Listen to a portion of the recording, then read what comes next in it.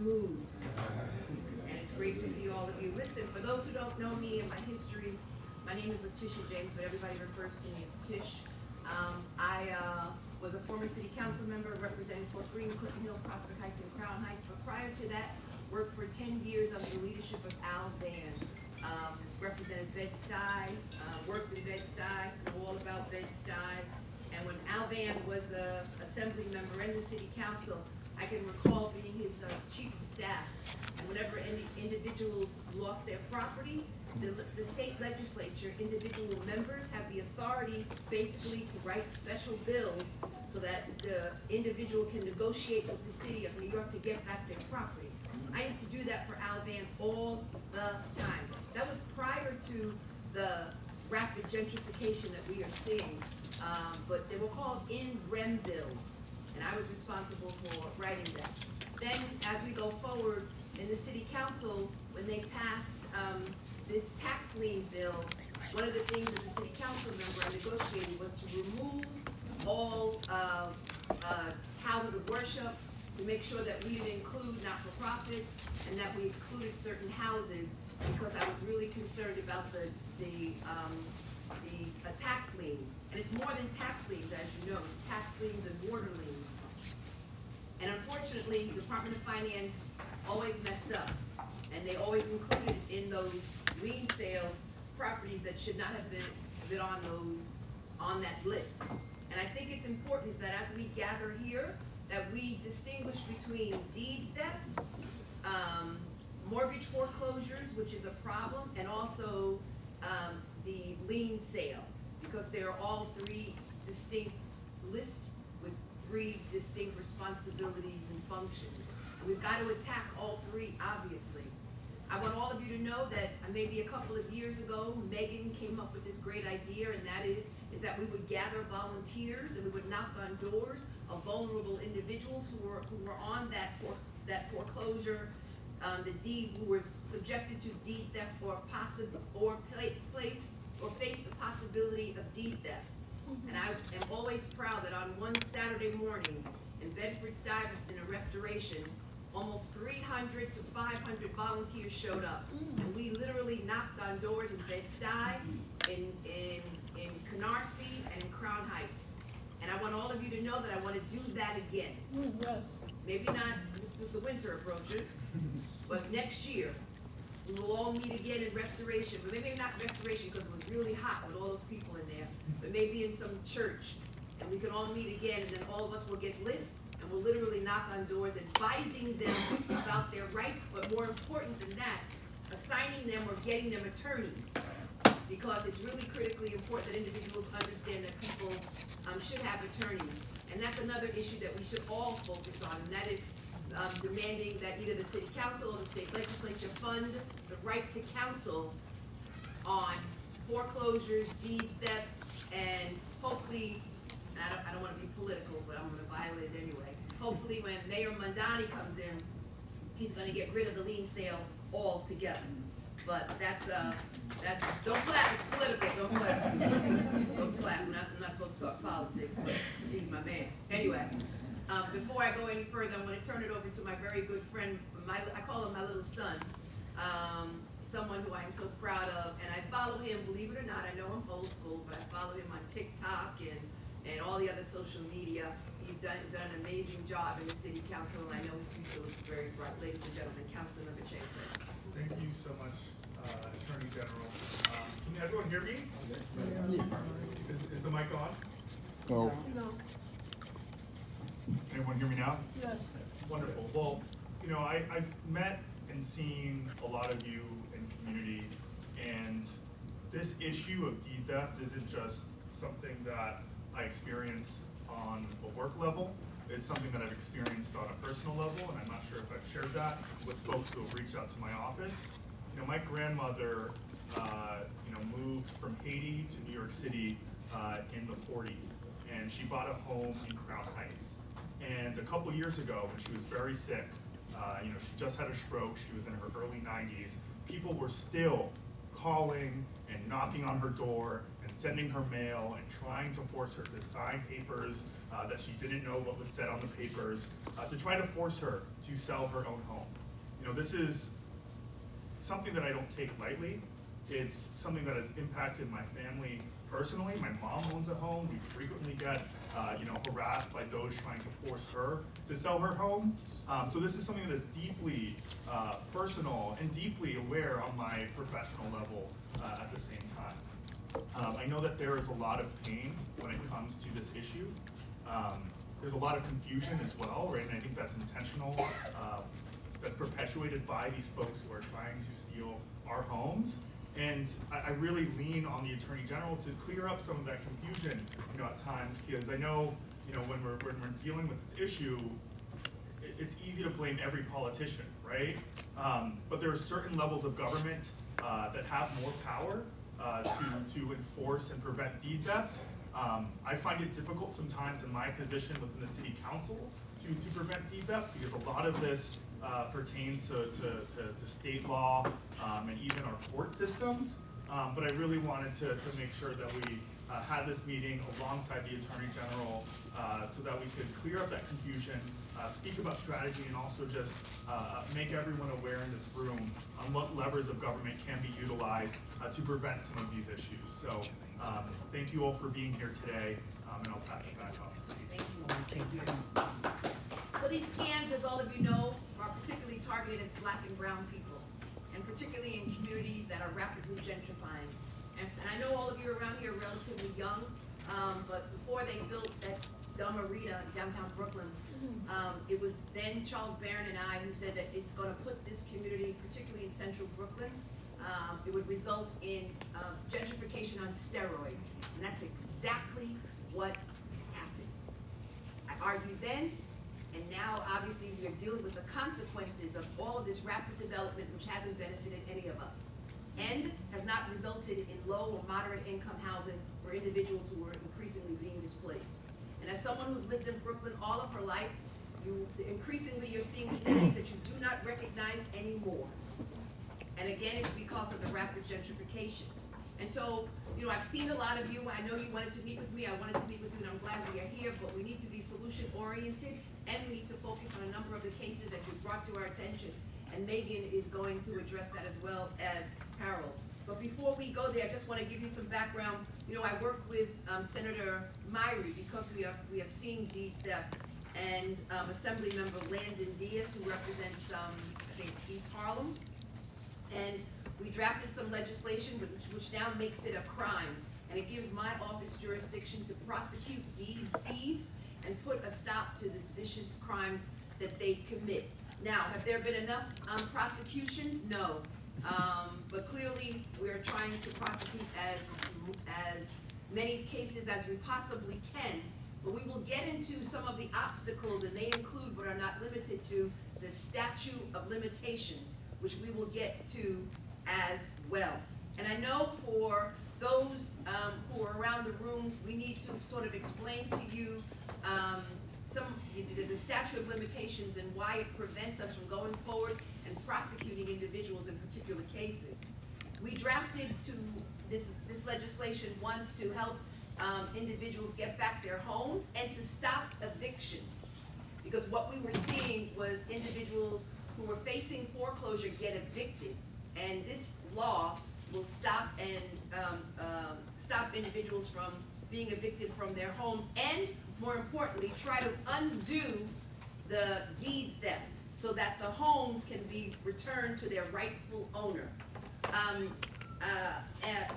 a number of homeowners that I've met in distress all throughout Brooklyn and Queens, and I want all of you to know that this problem is not limited just to Brooklyn and Queens, but we are seeing it in Buffalo, we're seeing it in Rochester, and primarily in those jurisdictions you've got a lot of low-income housing where you've got individuals who are coming and purchasing up all of this property and then evicting individuals who at one point owned them.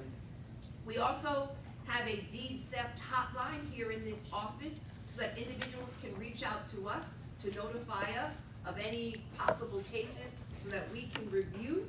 We've also established the hotline, the Home Owner Protection Program. It's a network of free, let me say that again, free legal assistance for homeowners, including those facing a foreclosure or who think they've been victimized by deed theft. And primarily those funds come from the state legislature, but also whenever we're involved in any investigation, whether or not it's deed theft or bad landlords or whatever, what we try to do is support this fund so that individuals can get free assistance. And of course, we regularly host deed theft events. We've hosted them with the council member, with the senator, with the congress member, and others. And so I really wanted to talk to all of you about what is impacting and what people of color, particularly in Central Brooklyn, are facing. And I look forward, obviously, to joining with all of you as we go forward to notify vulnerable individuals, particularly senior citizens, as we knock on their door and let them know what services are available to them. I do know that there are bad actors and bad characters out there who are knocking on their door at the same time, and I also know that these individuals are hiring people who look like them, affinity groups, who are knocking on their door when they actually represent bad people, saying, I'm here to help, but in fact what they're doing is asking them to sign documents, which is actually a transfer of deed. That is happening as well. And so what we've got to do is address that. And so before we go into all of the cases, I want to just briefly hear from the advocates about any pressing issues. I know there's cases that we're going to get into, but if anybody has any burning opening remarks, now is the time. I'm an advocate with Stop Deed Theft, the People's Coalition to Stop Deed Theft. Today, we haven't come with a whole lot of requests. And so we prepared 2 statements that we want you to hear. And then we want to address the issues, the underlying issue of eviction. Yes. Foreclosure eviction, and how the court is totally ignoring the law. They're not even considering the law. They're not considering the facts, evidence. It goes deeper than that, but today we just want you to hear a statement from the coalition that they all put together, and then the question that we want to put before you, and that's primarily what we would like to discuss today. So hi, I'm Cynthia. I'll say the statement. So it says, we the People's Coalition to Stop Deed Theft are a grassroots alliance of deed theft victims, community organizations, advocates, and leaders committed to ending the systemic theft of properties that has devastated families and neighborhoods across New York. In 2020, you announced the Protect Our Homes to Combat Deed Theft initiative. 4 years later, it has proven ineffective with little to no meaningful relief for New Yorkers. Deed theft continues to spread like wildfire, disproportionately impacting Black and Latino families. Your office has shown immense strength in bringing the full weight of the law against Donald Trump and the NRA. We commend that work, but we must ask, why not for us? We are the property owners, taxpayers, and constituents who trusted you to protect us. Why does your office take such a soft stance on deed theft, a crime fueled by fraudulent lawyers, notaries, banks, judges, and even elected officials? Is the hesitation because accountability will implicate your colleagues, donors, or those in your professional circles? Furthermore, you have stated that a law has passed in Albany that has criminalized deed theft sponsored by State Senator Myrie, giving you the authority to stop eviction and return deeds to rightful owners where a crime has been proven. Your office has been receiving calls from victims all across New York State and yet have not stayed evictions or pulled deed theft and foreclosure cases out of landlord-tenant court. Why is it that you are announcing this authority in front of victims but refusing to act? You have the power to bring relief, and you are choosing not to. Even more alarming, we have told you that our office views fraudulent foreclosures or civil court actions as a reason not to move forward with criminal investigations. A civil action does not stop a criminal investigation, nor does it erase the fact that a crime has occurred. By allowing this misinterpretation to persist, your office is giving cover to fraudsters while leaving victims without protection. Meanwhile, decent tax-paying owners, people who have followed the law of the land, are being destroyed by false documents and illegal process. The human toll is devastating. Many of our coalition members now suffer from post-traumatic stress disorder due to years of victimization. Some are no longer psychologically or physically able to fight any further. Others have suffered heart attacks, strokes, or even lost their lives while watching their properties, their security, and their generational wealth stripped away. Our demands are simple, just, and urgent. 1, that your office immediately uses authority and issues a moratorium by means of the Martin Act. Use your authority to stop all eviction and foreclosure actions and state proceedings for properties currently contested before the courts, including Article 81 guardianship proceedings where fraud is alleged. 2, that your office will investigate the fraud in our cases and fully examine the documents we have already provided. 3, regular meetings with your office and inclusion of the People's Coalition to Stop Deed Theft in the Protect Our Homes initiative. 4, monthly publication of statistics on deed theft and related evictions, ensuring transparency and accountability. 5, criminalization of deed theft so victims can report these crimes directly to NYPD and ensure prosecution rather than being told it is a quote-unquote civil matter. 6, the restoration not exclude the following: the return of the property to its rightful owner, an immediate halt to any eviction proceedings, full reinstatement of the person's prior legal status, the permanent sealing of any criminal charges such as trespassing tied to the property they legally owned. 7, that funds be made available to all deed theft victims to restore victims and provide compensation for the trauma, displacement, and losses that they have endured.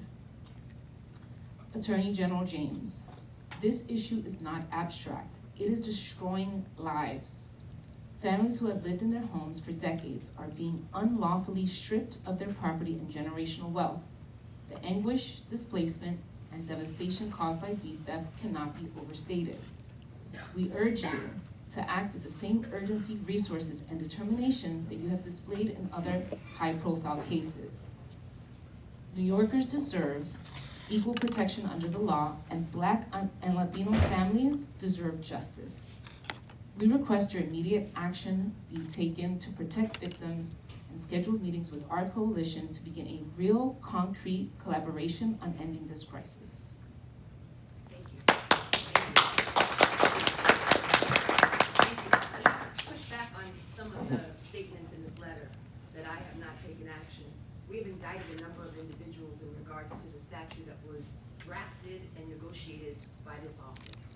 And since I have become the Attorney General, and prior to that, as a city council member, and a staff member to an assembly member, a city council member, public advocate, who focused on bad landlords, and now the Attorney General of the state of New York, I don't think any Attorney General has taken more action against bad landlords and individuals, obviously, who have stolen property. That being said, the legislation that we negotiated, as I mentioned, we've already indicted several individuals under this new law. Megan will go into it. We've drafted and helped to pass a separate bill to ensure that individuals will not be evicted from their homes while they try to undo the theft of their homes, and that homeowners in distress can cancel those contracts. We can cancel those contracts so that these individuals do not sell the property to another unsuspecting individual. That's what we have done in this office, and we have a number of pending cases. Does the system take too long? Yes. Oh, yeah. Are there backlogs in the judicial system, in the court system? Yes. Do some of the judges not understand the law? Yes. Hell yes. Which is why, one, we need to meet, and I agree with that, we need to have ongoing discussions. We also need to bring in OCA, the Office of Court Administration, so that we can talk to them about training judges. And Megan and I have already had discussions about holding forums with these judges who sit in landlord-tenant court and in Supreme Court, and inform them and educate them about the law. Because I have witnessed a number of them issue judgments totally in contravention to the laws that we negotiated and drafted. And that is a major, major problem. And there was one judge in particular who's transitioned, who I was concerned about because I thought he might be involved in some stuff. And I kept seeing him just deny complaints left and right. And I said, we need to do something about it. We need to raise my suspicions to the chief judge. Well, that judge is no longer there. He was removed. And then he unfortunately passed. But the bottom line is, we are monitoring the situation. I am in close contact with legal services. For those who do not know her background, she was in charge of legal services, Megan. And Jennifer, who is my chief deputy, was also a chief executive in legal services and in legal aid. So they are our allies. We are in close contact with them. They report to us what they are seeing because they're representing these individuals. But I think one of the issues that we really need to focus on, and again, it comes down to funding, is we need the city council and or the state legislature to provide right to counsel. That is so critically important, so that individuals, when they walk into a courtroom, they've got an ally on their side. And then if there are any bad judges or attorneys who we believe are, not understanding of the law, we need to take action.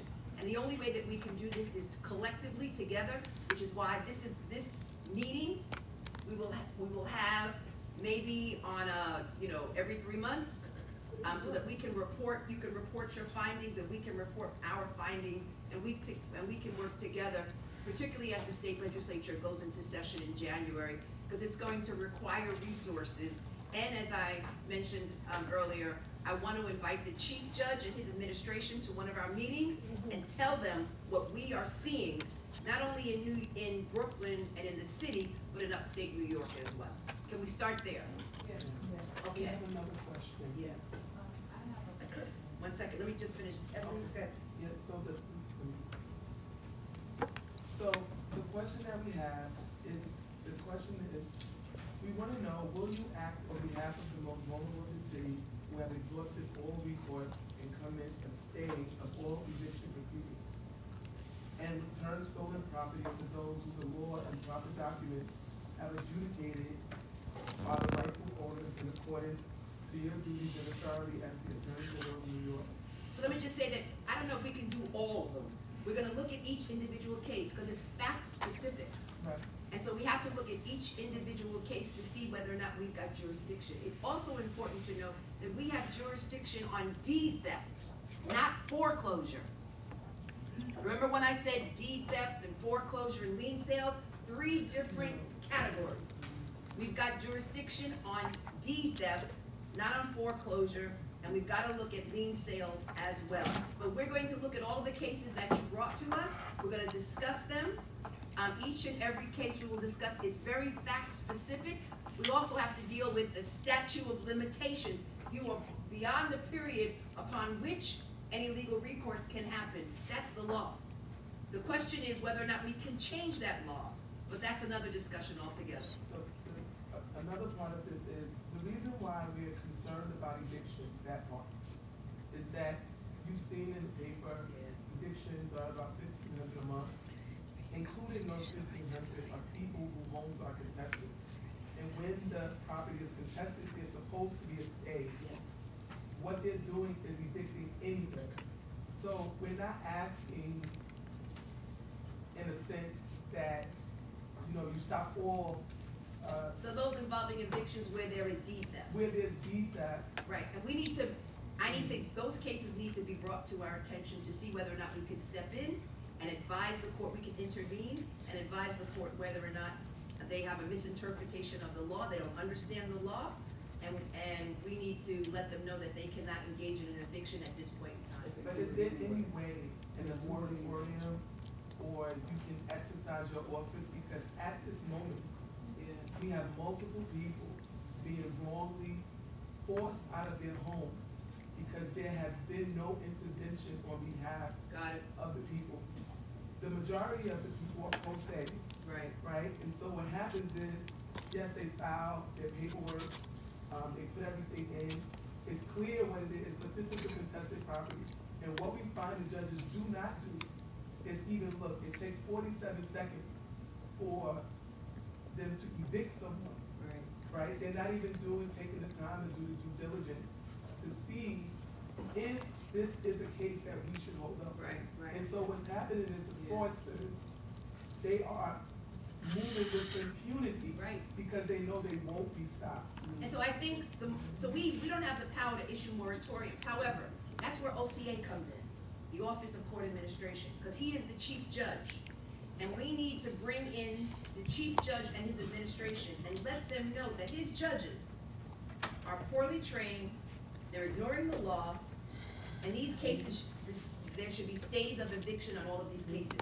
And so I think you've given us a list of all of the cases, and so those cases that are pending before the landlord and tenant court, where there should be a stay, those are the cases that we will bring to the attention of the chief judge. But most importantly, I want him to come here, and so that all of us, all of you, can meet him, greet him, and let them know your concerns. Because again, they've got jurisdiction over the courts, we don't. But what about the staying Of the eviction. that you have the authority to exercise? Yeah. So, under the law, if we have an active investigation Right, see, that's related to deed theft, right, not foreclosure cases, I understand there's a lot of issues with what happens in foreclosure cases that are being litigated. Separate from that, if someone, fraudulently steals your deed, and we have an active investigation against that scammer, against the scammer who stole the deed, then in individual cases, we can ask the court to stay an eviction. But it's not, if there's a case that went through the foreclosure process, and there are issues in that foreclosure process, we don't have authority to stay those evictions. I guess what I'm saying, if there is a deed theft case, not a foreclosure, deed theft, Those we and can talk about. then we can talk, and then we can see if we can intervene in those cases and stay the No, come eviction. on, But they please, have to please, be stop deed it. theft Stop and it, not stop it. foreclosure, okay? Stop it, stop it, you haven't been doing that. Wait, just wait, one second, one second, We one didn't come here second. for a snow job. One second. We have a woman here who was a victim of Sanford Sloan. She went through a full trial, was told that her property would be returned to her upon his conviction and sentencing. Currently in jail, they postponed the sentencing. However, she just received a 14-day notice. That's a case that we should see. That she was Seen a lot of evicted, that. which Got seems it. as if while the case was going on, they sold her home in that process. Right? We have another case of a woman who, outside of the jurisdiction, her home was stolen, another deed theft case by the, Ababo family. This is a family that there are multiple complaints out on, not just from our coalition, but if you do a search of how many people have reported the Ababo, you will see that it is a long list. And she is currently up for eviction, even though the property is a deed theft contested property. And so our concern is that if your office does not step in, Right. by next week, these individuals would suffer the same fate that Ms. Byra has suffered. She's been evicted as well. And so Unlawfully. unlawfully Right. evicted to it wasn't even a marshal. So we should look at those cases, Right. again, they're fact specific, and on those two cases, particularly involving Slomi and the Obalos, if you can give that paperwork to us, Yeah. we would review that, Thank you. okay? Yes, I'm sorry, I'm sorry, one second, go ahead. Let's do it quickly. I'm an administrative executive of this state, and that particular case, and others. So let's do this, if you're gonna talk about No. individual cases, we're gonna be here all day. No, we're not. Okay, so let's talk in Let's talk general, in a right, general sense. go ahead.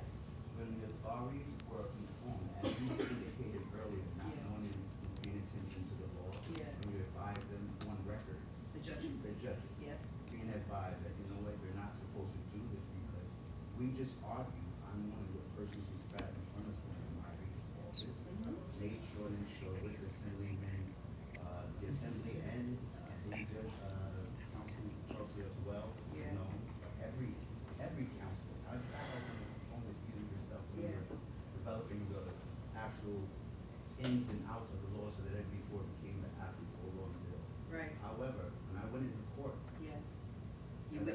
then I was on my property, Yeah. literally sitting there, having a meeting. When I went into court and I explained and presented the bill with its facts, what it stated, how it stated, They ignore it. they were ignoring it. More importantly, what they ignored is I said, the person who victimized me, who's a San Francisco.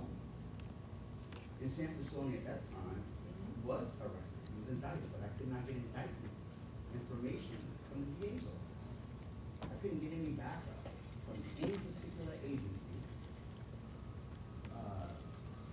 You mentioned two different platforms of representatives that were for Brooklyn East South, Citywide, all these particular agencies I went to. Yeah. Okay? And they assured, when they first saw the document based on paper, oh no, this definitely doesn't make any sense, right? Because it's combined, it's not a joint, you know, it's in common, it just doesn't make any sense, everyone has their own independent interest. Yeah. This is basic law.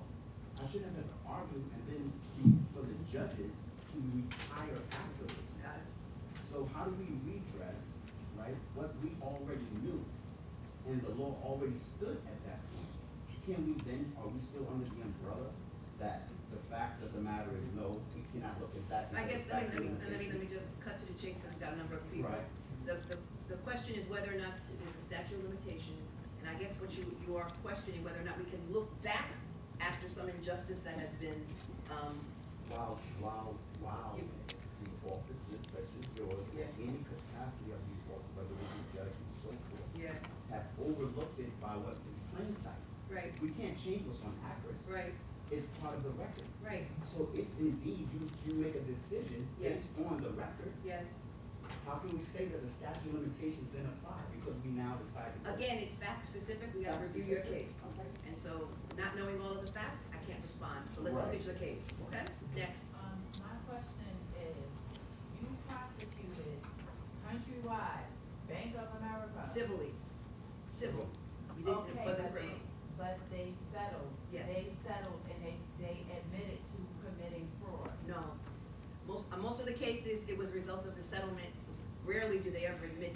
We settle over financial and some injunctive terms Okay. in most So cases. you settled with them. Yes. But you're expecting homeowners to go back into a fraudulent contract with these people.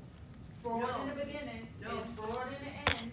So why would, if they committed fraud, which we No, all know. I don't that think they you heard did. me. What I said was in the statute, you wanna cancel the contract and return the property to the rightful owner. Okay, but these are foreclosure cases. These are cases where people have been frauded. And so, ma'am, in regards to the foreclosure cases, the statute that we negotiated and got passed in the legislature deals with deed theft, not mortgage It foreclosure. is deed theft. It's Well, deed theft by the bank. but let me just say, there's different elements in the law. Oh, stop, We've gotta stop, review stop. it in the state legislature, Stop.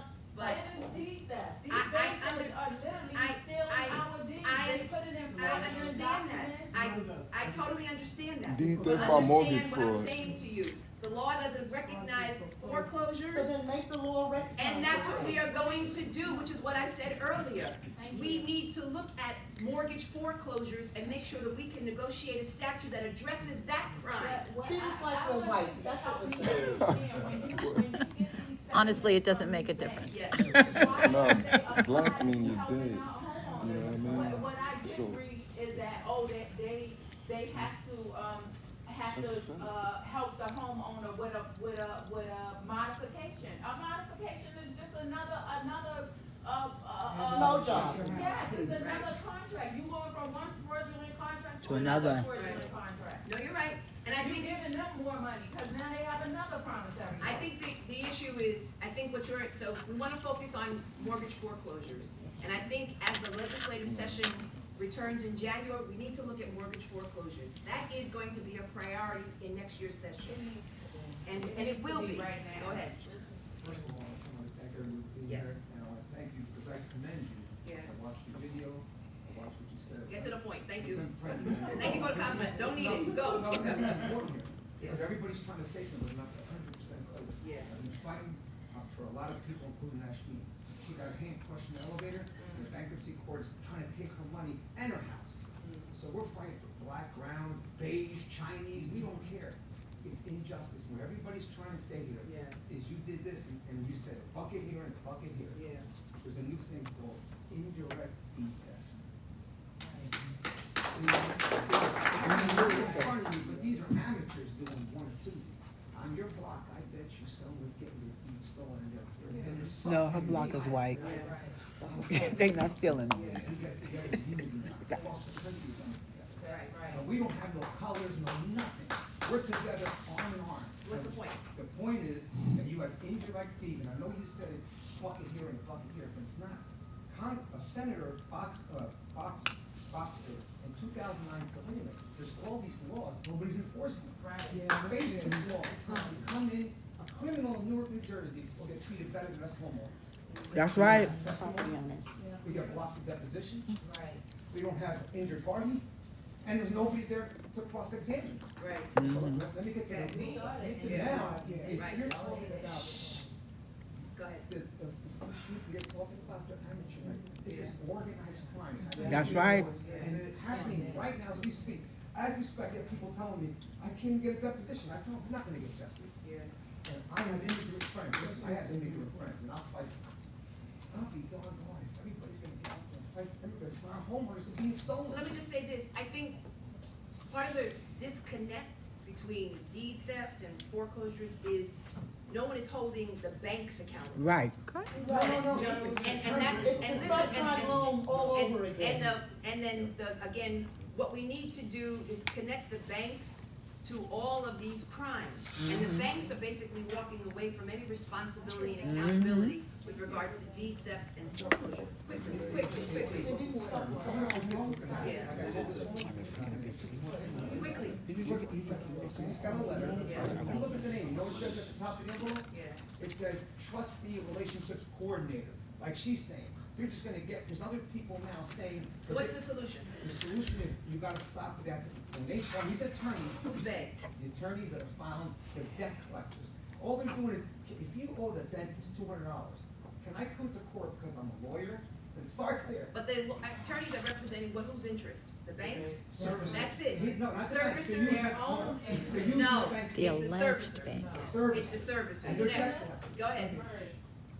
James, Ms. Megan, it's been 15, 16, 17 years.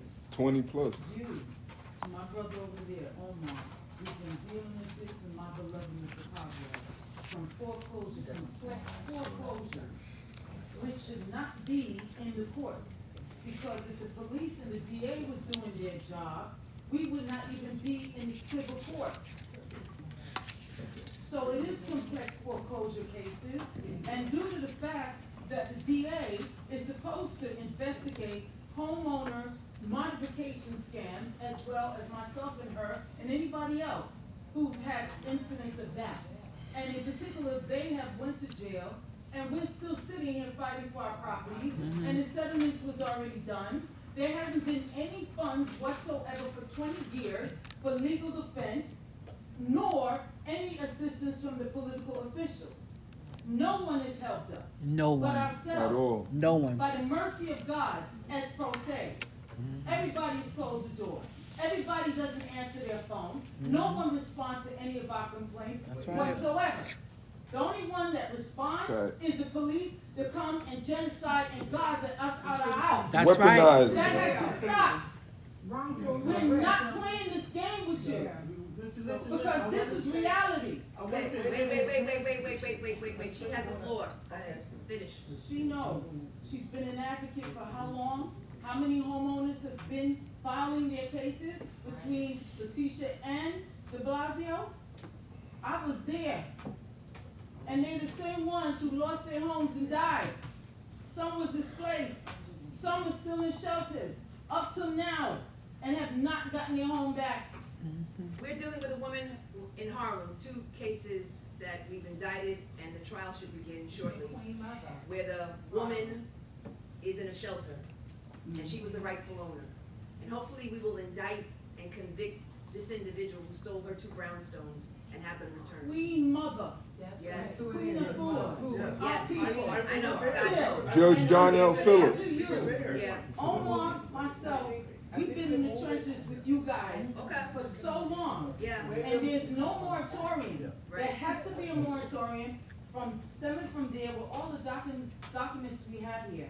because we've never gotten any money from Schumer, nor from Hakeem, And that's why we need from to. anybody. Right, and that's why we need to make sure that there's a So court we should administrator, not so we be- could issue a moratorium on a lot of these cases. should not be. Councilmember. Is it- that's not just business. Councilmember has the floor. I wanna pose a question to you guys, because, you know, a lot of these cases come to our offices, and whenever they do, sometimes it feels like we don't have the tools in our toolbox. You don't. To enforce this. So what, aside from advocating By for design. funding for right to counsel, right, and making sure that those who are dealing with these cases can have, you know, subsidized funded lawyers, what can the city do, what can I do when folks approach our office about this? Because we report these cases to your office, Right. when it comes to us.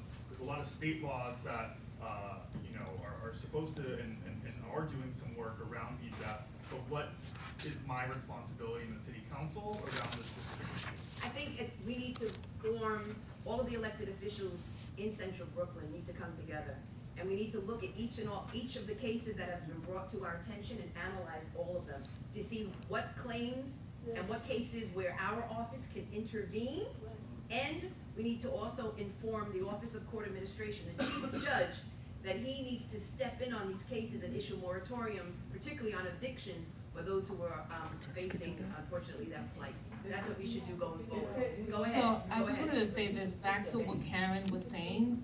It goes back to none of these people are being represented by attorneys. Yep. There's people here who have spent hundreds of thousands of dollars on Yeah. attorneys You're pro se. and have gotten scammed, Right. right? So Yeah. that, now there's no trust in attorneys. And I'm talking about black attorneys, white attorneys, I agree with you. they've been scammed. And so why is Brooklyn Legal Services, why are all the legal aid organizations not cherry picking the easy cases and not taking these See, I don't know, if, cases? in all fairness to them, I don't know if they're quote unquote. They easy are, because I cases. work for one. Okay, They are. okay. So in their defense, some may argue they're not quote unquote easy cases. There's some cases where there's statute of limitations issues. There's some cases, let's be honest, I looked at some cases, there have been family members who have sold their interests to third parties.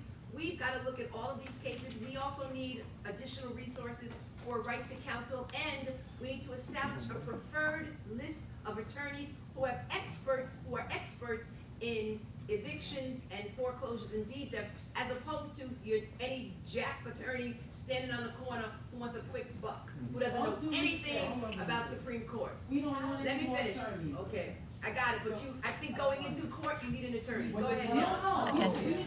That's the the problem. DA and the police are supposed to do their job.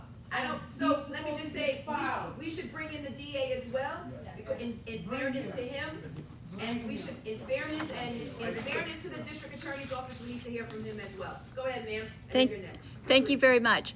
Our foreclosures, You need a microphone. okay. Okay. Foreclosures where there are fake, fraudulent, and counterfeit documents are basically void. They're not voidable, they are void. And in 2022, and I gave you that letter from the Senate, it stated, all robo-signing is illegal. It started in 2008. It's being ignored in the courts. And not only that, jurisprudence. Play fair in the courts, and my evidence matters, and I have standing to present it. It's not being presented, and when we file jerk complaints or lawyer complaints, which are agencies of the Supreme Court and of the government, they're being ignored. That's why we're gonna bring OCA. So no, Your Honor, please, one other thing. Okay, so we have risk management. Judges are supposed to have bonds, the state and the city. Judges are supposed to have bonds, as well as state And that's why we're gonna employees. bring in OCA. Thank No, you. we don't. Yes, ma'am, go ahead. You're in charge of that. No, Give her a timeline, for God's sake. no, the court system, we're not in charge of. No, the but court risk management is not part of the system. court What is risk system. management? What does that mean? Risk management is the insurance that when an employee does something wrong, it's supposed to pay the harmed party. In fact, your risk management, no longer do you have judges' bonds most likely. It goes all to risk management. And so risk management is an insurance company that the state controls or the city controls. There's two. And is the And risk so- management over court proceeding? It's over any employee of the state who violates your constitutional rights We'll look into a that. due Just process. so we're aware of any risk management over foreclosure or deed. It's not over foreclosure and deed theft. It's over it's over the people that are creating the situation that violates our constitutional rights, which is the judges and the lawyers. No, it's the employees of the state that's doing this. You mean the judges? Yes, The and the judges attorneys. and the lawyers, yes. We'll look into that. Go ahead. Thank you. You mentioned that you have jurisdiction over the Yes, not foreclosure. yes, Okay, I'm gonna go from our example. My husband is here. yes. Okay, when we first started, we got foreclosure notice from the bank and started the proceeding. Yes. We started looking for help, for modification. After trying a couple of times, we did not get, the help that we needed. Yes. So that's when we decided to sell the houses on short sale. Yeah. And that's the process that took us to Sanford Solely. We had my husband sign some hard blank. That took you to where? I'm sorry? To where? Sanford Solely. Some of the pages were hard blank when he was signing. There was a lot of documents. We didn't have enough time to read all the documents. And let me be clear, this was something new to us. It was something new to me, to my husband. We didn't understand anything, but only what he was saying. You have to sign the documents to allow me to do the process, to do the process. And that's when we signed. My husband signed for deeds, Yeah, not knowing that we're signing the deed over to him. yes, All right, okay. The deed was stolen, yes. and then the bank proceeded with the foreclosure. In this situation, what do you do for us? Because you say you don't have jurisdiction. So in that over particular foreclosure. case, it's something that should be brought to our office. And I believe that's the case that, we are currently looking at. That's the case that she was returned while she was going through the process. Yes. They sold, so she sold them out. There was a, So while after the deed was stolen, the foreclosure, the mortgage was not paid off and the bank foreclosed. Yes, because the judge obviously allowed Tony to collect, to take, to access our home, yes. put his own. And were you represented by an attorney during that time? No, they were the VA represented. Yeah. Yes. Yes. It's a lot of cases like that. We got broke Yeah. with lawyer fees. So let's talk after that. We're gonna talk to the DA's office about it. Go ahead. Yes, hi, my name is Ashley Morgan. My situation started with two properties, two unlawful foreclosure in Queens, New York, or Queens actually, where the court didn't have jurisdiction, nor the plaintiff, the alleged plaintiff, which is person or entity that I have no contact with. I hired several attorneys to represent me in my cases. I was set up to lose everything up to my personal injury case.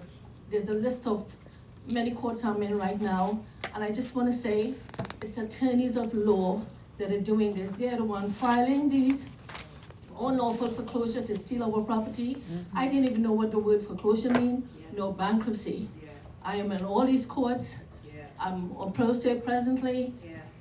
My So story. I also think what I would like to know if there is a pattern or if there's Yes. a law firm and Yes. lawyers in particular that are engaging in this. Yes. Ma'am, I have a list of all of that. That's what I would like to know, if you could establish that for me. Yes, ma'am. She knows. I think we all can. Yeah. You got to stop sewing. I'm not gonna sew it up. That's it. Yes.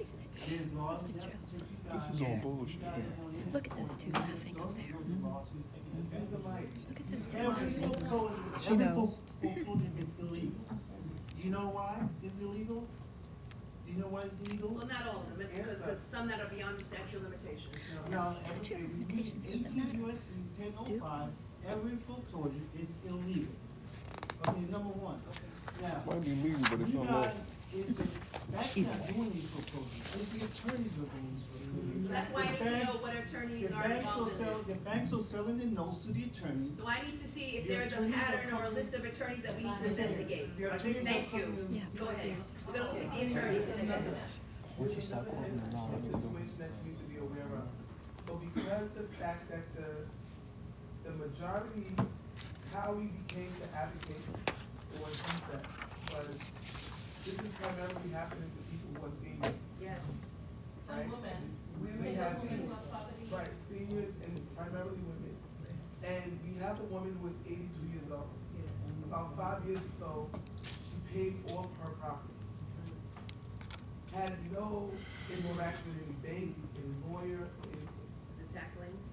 No, they just went and put a lien on her and said that foreclosed on her and said that this is their property now. So you see where she's satisfied with, you see where she's What was the satisfied. lien for? What's the name of the bank? What bank? What was it? HSBC Bank. Was it a mortgage or an outstanding mortgage or? No, there's no mortgage. Her name is Miss Dodds. Somebody stole the deed, they're stealing the Oh, I see. And they're evicting Right, her. so Up under. because what's happening is because that home are being clear, right? Seniors home that's being clear. They just They- still with- They just go and they steal the just deed, still got it. attach it. Do you still have that case? Yes, we have that case. Okay, thank you. Go ahead. Yes, Yes. Myra Jones, and I just want to let you know that Channel 12 News and WPIX called your office once in October 24, and maybe about 6 weeks ago, WPIX did a spot on me. They called your office and you told them it was a foreclosure. Usually when they hear the word foreclosure, it means it's over. Please put down Alan Weintraub, because I heard his office was rated. I've heard of him. I've heard of that firm. The law office of Alan Weintraub, then there's Alexander Pabst. And what Alan Weintraub did, he put me in a fraudulent foreclosure auction, local Anacris. He's notarized all his own documents. There is no official seals from the court and the county clerk's office to say it's a legitimate sale. They just showed up in November 2022 and said, we own your house. I didn't know they had foreclosed on me. I had money to refinance. I got the letters. But the whole point is, I fought them for 4 years on my own because I paid attorneys, and then they told me I had no case. And I was illegally evicted May the 5th of this year by a fraudulent marshal. I have a guy I know is a marshal, saw the picture. They just showed up in the morning. I had no clothes on, and they just told me I had 10 minutes to get out. And usually what they do when it started in 2022, they just showed up and said, we own your house. They kick in your door. They weaponize the police. We need to have a Commissioner Tisch here because the cops are in their pockets. And when they tell them anything, when they show up, they try to arrest you. They've been trying to arrest me for the last 4 years. Thank you. Next. He wasn't a marshal, he was a volunteer. He was a volunteer. He was a volunteer marshal? What's a volunteer marshal? Go ahead. Well, you Yeah, systemic No, I bullshit. don't.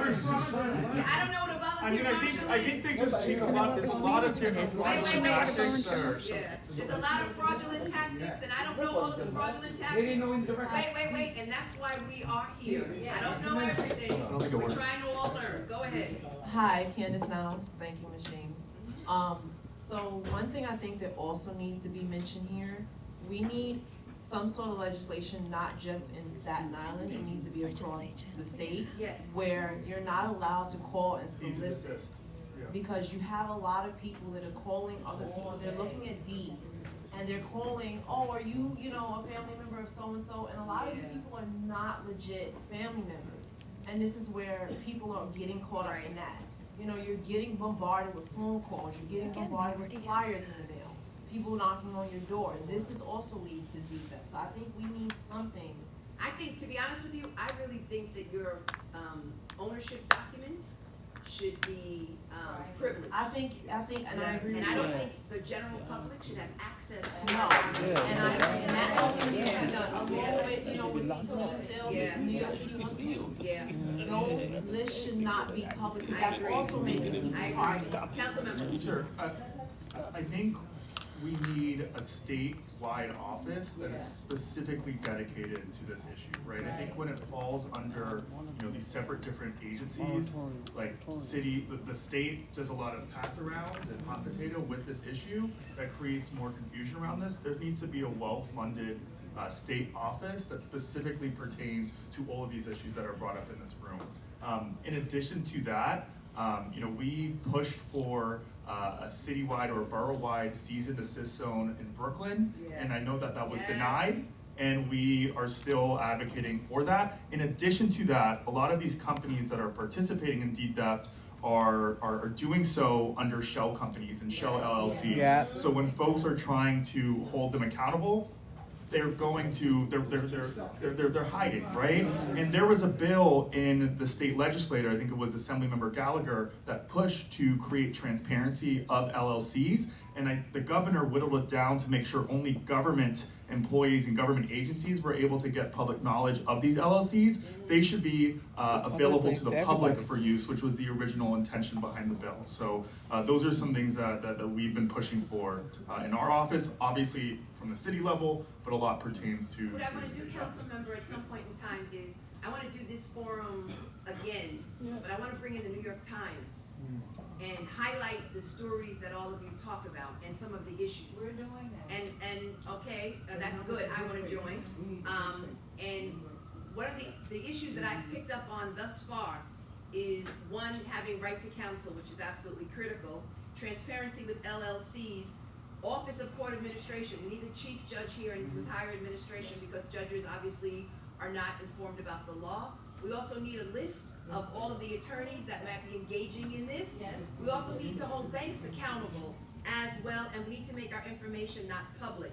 And something that I championed when I was a city council member with the state legislature is these cease and desist zones. They have them in Queens. They don't have them in Brooklyn. And we, the council member and I, have been demanding cease and desist zones. What is that? What's a cease and desist zone? That they can't market to us anymore. Solicitation. And solicitation. And we've been asking for it and we've been denied. And so we need that as soon as possible. For those individuals who have not spoken, I want to hear from you. Go ahead, quickly. The zip codes is an issue if you file a complaint, if you're being harassed. But the cease and from the- desist would be from the black community and boards. brown and from the white community, and getting a remedy. The cease and desist zones are community boards, and we want to It's apply very to. biased in that law. Yeah. Second of all, as victimized homeowners here, I have to read, one of our homeowners, she's not here, unfortunately, her name is Yvonne Williams. Now, she wants to address the highest court in the land rule that fraud and forgery tolls the statutes. Civil relief under Faison versus Lewis, there's no statutes. All understand the Martin and Faison, file under those two. So can She we give us our can we property look at back. that? Because I need to No, look at those I'm cases. just gonna read it out to you. Okay. The property back, she has to investigate for that at least. Maybe explain, how can I not clear building ID, well, this is another issue that she put in there, but tell her, the seeking civil action under exec law 6312 and cancellation of forged instruments. Right. Martin versus Dorothy, ACOAs, ruling states that forged instruments. Okay, are that's a lot. void So and could initial. you send that to me, because she cited a I lot of will- cases that we need to I will give it review. I'll Thank give it you. to Karen. Next, But beforehand, yeah. as I said, the DA, if they had investigated our cases along with the police, investigated, we wouldn't be here for any kind of homeowner In all rescue fairness, program. in all fairness, the And DA it's needs not to be fair. here and defend himself. Right, So- but at the same I time, got it. Thank under the you. Constitution 6, I understand that. Go ahead. I need the job to be done. I got it. Go ahead. I'm not Quickly. even here. Go ahead, quickly. I want to add that when the police is called, can Yeah. please make sure when the police shows up, stop taking position for one part. Right. Not the Stop other. listening to one part. As long as there is no judge. No, she wrote In addition to the court system, NYPD needs to be trained as well. So we need to make We sure. need a whole we're training. Thank you. Next. What Go we, ahead. what Oh, we, wait a minute, before I get to you. Here, quickly, here you go, ahead. here you Shh, one conversation. You have Have the you floor. on the trial for Southport Sony? the same time too, they close our house, they foreclose the house. Yes. Yes, that's what she said. Yeah, Yes. I'll talk to you both afterwards. Go ahead, sir. Yes, in addition to what Wendy was saying, you had wrote a memo to all police departments in 2022, right? And what we need is the enforcement. Right. I mean, we appreciate the help, but we need the support. Right. Right? And I have to say for the record, I know we have a very short, brief meeting after this where the time was cut, but one, I am Chief Minister Omar Hardy. I'm the Chief of Community Interest Logistics. And I have to state for the record, what has happened to the Slave Theater and the Black Lady Theater set precedent to what's happening right now to all homes, right? And what we have to do also is stop pigeonholing it with homes, right? Because homes are our property, our names are our property. So we need to open that widespread more. So let me just say, with regards to the slave and regards to the Black Lady Theater. Before you do say that, Empress, go ahead. I have to say that we exhorted all remedies, DA's office, right? Going through when Charles Hines was there, he went and reported Judge Phillips was kidnapped, right? I came to your office at least 3 times. I mean, complaints turned down. 20 years. You see what I'm saying? 20 plus years I've been dealing with this. Right? I mean, that we've been dealing with this. Right now, one moment, I'm almost finished. Right now, on our property, they're building unlawfully over 200,000 buildable square footage. At the Black Lady Theater, where we just came and had to do a rally over there, they're operating unlawfully over there, where you all had the mayoral candidate inside of a building that was stolen by deed theft when all of these policies and legislation supposed to be in place. So let me just say this. I remember Judge Phillips that was there when DA This is why I came Hines to you. was involved in that. She's going to go into a lot of the facts. Judge Phillips obviously was placed in that nursing home. He owned a lot of property. There were a lot of illegalities involved. DA Hines, God rest his soul, but whatever. There's a lot of He's a crook. fraud that was involved in regards to that. Absolutely. And unfortunately, no one represented the interests of Judge Phillips, who, as you know, was suffering from Alzheimer's. No, who, as far as who? We represented. We came to all agents. I know, but he wasn't, his estate. It's a slow job. Was his estate, unfortunately, all of the allegations and all of the legal issues were not really fully addressed. That's And it's systemic. unfortunate. It's his estate, and then there's the corporation. And they tried to shut us down from Needs to speaking. be under investigation. Thank you. That is why we're sitting here. Thank you. Richard K. Farrell. Yeah. Has to be consequences. Me and you, it's been at it for 5-6 years, shut door, nothing happened. Well, we wanna just finish. Okay, I think there were some others with their hands up who we've not heard from. No, okay, go ahead. Bring it back. I wanted to say that if wanna take nothing legal is done actions. is put in place to stop these evictions. Yep. That the majority of this room, the next time we meet, will be homeless. I'm already homeless. There's no. Okay, let him finish. Something has to be done to be able to check this court. Yeah. They know they're denying people due process. That's right. They take you off the record, take you into their chambers when they see that there's witnesses in the room. They are acting like gangsters. Okay. So what I'm trying to say is, if we leave today, and there's no way that you can give us any type of relief, that means that these evictions go forward, not just for the people in this room, but the people who are not here, who couldn't make it because they're elderly. Because they're protecting their home, because they're standing in there trying not to be kicked out. It's one thing to hear about it, and the way they came to us, we were having a meeting about labor issues, and deed theft victims walked in, senior citizens. And these people don't even have mortgages, so there's no foreclosures or anything. Right.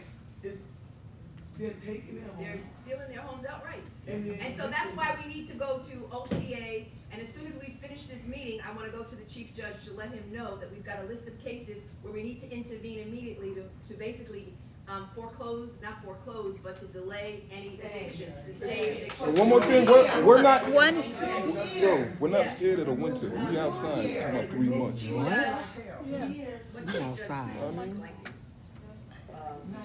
Senior moment. I just have one more question. Don't say that, they might come here. Word. Don't say that. I want to give a point of information about the DA's office.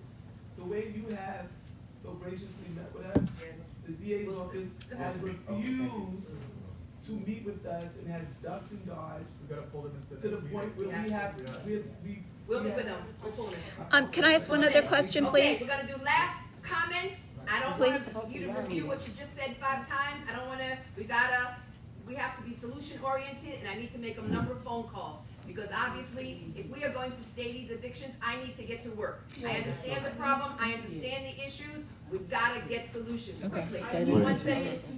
Thank you. Okay. Next. You can't wait for the winter, for the summer. Winter, we outside. Right, as she's indicated, You're not. let me finish. As she indicated, people are facing homelessness. We need to get on it today, this moment. Go. Who has the judge's insurance for when they act inappropriately in the court? And who is the E&O insurance for the lawyers? Go ahead, we're gonna look into it. Thank you. All the land records, because those land records have the full fabricated and forged documents. that I wanna look at the forged documents, I wanna also And look at actors the cannot be forged trusted. documents. At all. She's got the floor, he's got the floor. AG, I'm about to show. Yes. What everybody here doesn't know is one document is the difference between a mortgage, deed, theft, direct, and indirect. What's the And document? signing a mortgage. Is, I called the notary in California, you wanna hear what she said to me? She told me how bad it was, listen to this. This is Linda Tassi, who's the robo-signer, who's on my document. And that's what she was talking about, the robo-sign. Listen to this. This is the whole thing, to indirect, it's bigger than direct. The governor has. She's gonna make it quick, go ahead. LLC. I'm telling you, Go ahead. Countrywide went out of business 2 years ago. Yeah. Right, tells me to shop. Why Okay, she's not picking up. Wait, we're having cross conversations. Listen, I'm this not, is go important ahead. to all of us. Countrywide. I think just 2 years won't say Talking about this video. She's gonna tell me.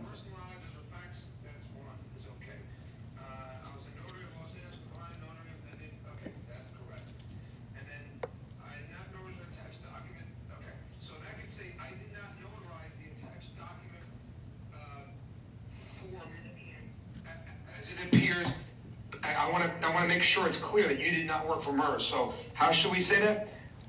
How should we? Why don't you go ahead and say that? I got it. They didn't. Because of those parts, the authority. You got it. Okay, close. Someone had their hand up. Yes, I was just gonna say that we need to look at ACRIS and revamp that because there's a lot of lies that are on ACRIS and the police, NYPD, the courts are using ACRIS as the Bible and it is not. It shouldn't be public. Yes, go ahead. Absolutely. Again. Nassau County is part Again. of New York State. Fifth time. You got it. County has their own rules, just like Nassau County's got a, listen, Nassau County, we are, listen. The Office of Court Administration, the Chief Judge, has jurisdiction over all of the state of New York, including Nassau County. That's why we're bringing it in. Close. My question will actually help if everyone can listen up. My question addresses the very thing you started with. And it also addresses a problem that the council member is going to have and all the other council members have had, right? As you stated, when it comes to deed theft, there's a difference between deed theft, the mortgage fraud, and lien sales. So my question to you, right, is if indeed a deed itself is used, a mortgage is obtained. If a mortgage is obtained by use of a deed, right? And then that particular mortgage goes into foreclosure process. And then after the foreclosure process, It started out with a deed theft. so you confirm that that is deed theft. That is your confirm? Okay. Thank you. That is, so it is deed theft. Okay, thank you. Wait. So I believe that, there's individual cases that Megan will talk to you about, and also with regards to the slave theater, et cetera. I want to do a follow-up. At the next meeting, I want to call a representative from OCA and or the chief judge. I want to bring in the district attorney's office, and I want to bring in a representative from NYPD to have another meeting. I'm Before the election. Listen, wait.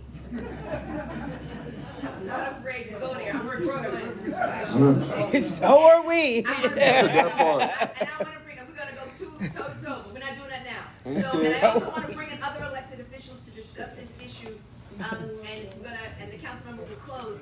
But I also wanna make a call right now to OCA based upon the list that this lovely woman is going to provide me to say that we need to intervene immediately to stay evictions. That's right. Fair?